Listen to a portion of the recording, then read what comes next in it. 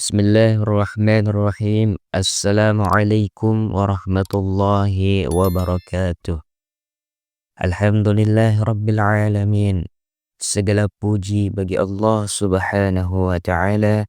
Dialah yang mengatur siang dan malam, memberi kita waktu untuk beristirahat dan waktu untuk bermunajat.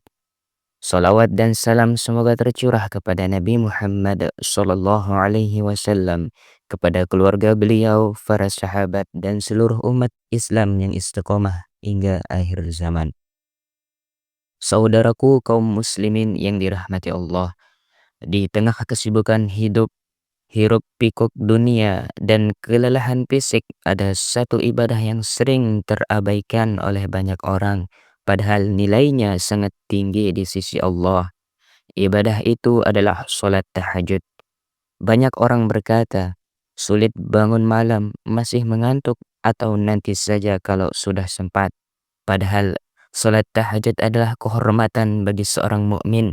Ia adalah ibadah orang-orang pilihan, ibadah para nabi, orang-orang soleh dan hamba-hamba yang benar-benar dekat dengan Allah.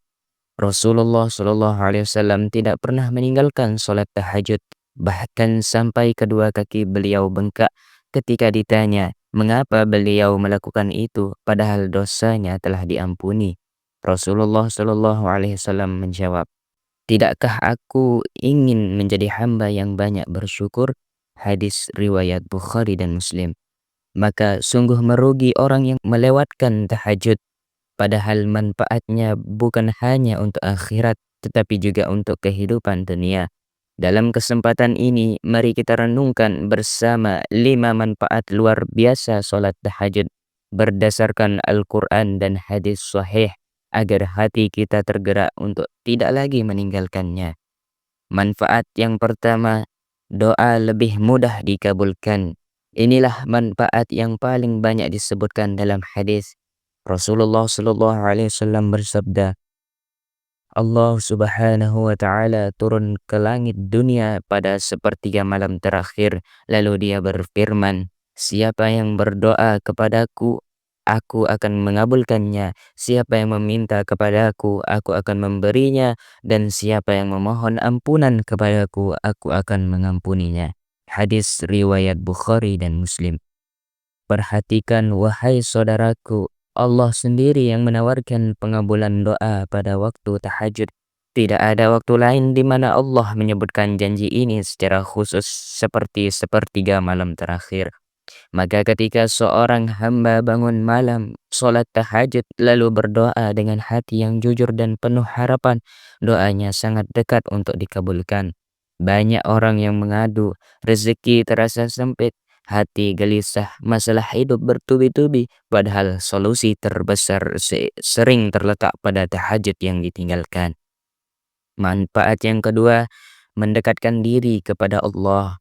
Salat tahajud adalah ibadah paling intim antara hamba dengan Robnya. Tidak ada riya, tidak ada pujian manusia, tidak ada yang melihat kecuali Allah. Allah berfirman, dan pada sebagian malam bertahajudlah sebagai ibadah tambahan bagimu. Mudah-mudahan Robmu mengangkatmu ke tempat yang terpuji.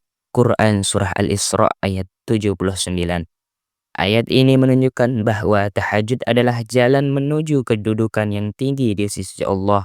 Orang yang menjaga tahajud merasakan kedekatan dengan Allah, lebih mudah menangis dalam doa, hatinya lembut dan mudah tersentuh oleh ayat-ayat Allah. Inilah sebabnya para ulama berkata, jika engkau ingin tahu kedudukanmu di sisi Allah, lihatlah bagaimana Allah membangunkanmu di malam hari. Manfaat yang ketiga, sebagai penghapus dosa dan pembersih hati. Setiap manusia pasti memiliki dosa, baik dosa yang terlihat maupun yang tersembunyi. Tahajud adalah salah satu cara terbaik untuk membersihkan dosa-dosa tersebut.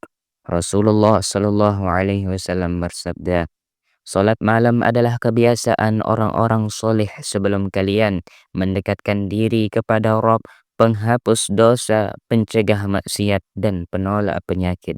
Hadis riwayat Tirmidzi. Hadis ini sangat lengkap. Tahajud menghapus dosa, mencegah kita dari maksiat, menjaga hati dari penyakit spiritual.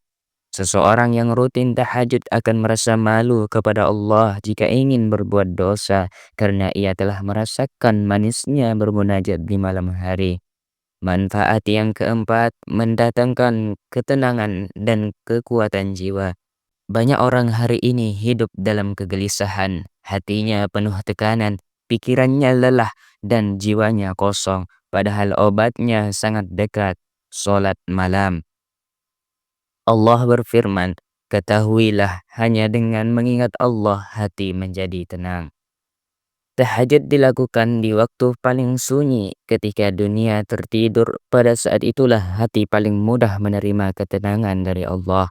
Orang yang rutin tahajud biasanya lebih sabar menghadapi masalah, lebih kuat menghadapi ujian, tidak mudah putus asa. Karena ia telah menyerahkan urusannya kepada Allah di waktu yang paling mustajab. Manfaat yang kelima, diangkat derajat dan dimuliakan Allah.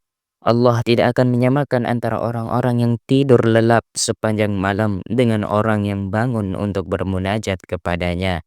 Allah berfirman, apakah orang yang beribadah di waktu malam dengan sujud dan berdiri, takut kepada akhirat dan mengharap rahmat Rabb-Nya sama dengan orang yang tidak demikian?